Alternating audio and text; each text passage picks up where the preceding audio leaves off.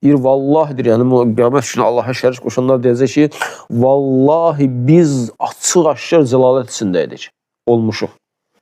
Sizi aləmlərin Rəbbi olan Allaha tay tutmağımıza görə.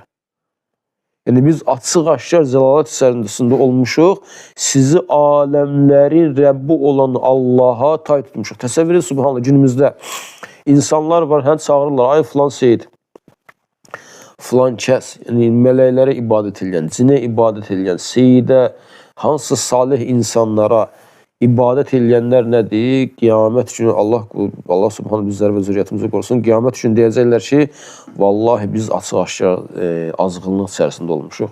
Sizi aləmlərin Rəbbi olan Allaha tay tutmuşuq.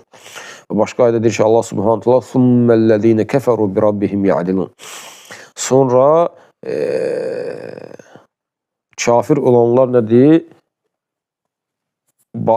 "Summellezine keferu bi rabbihim ya'dilun." Yəni sonra kafir olanlar, yəni Allahla yanaşı başqasını Allaha tay tuturlar. Başqasını Allaha tay tuturlar. Və həqiqətən də nədir? Bu ən böyük zülmdür. Ən böyük zülmdür ki, naqis birin, günahkar birin pak olan, nöqsansız olan Allah subhanahu və teala'ya tay tutmaq. Allah qorusun.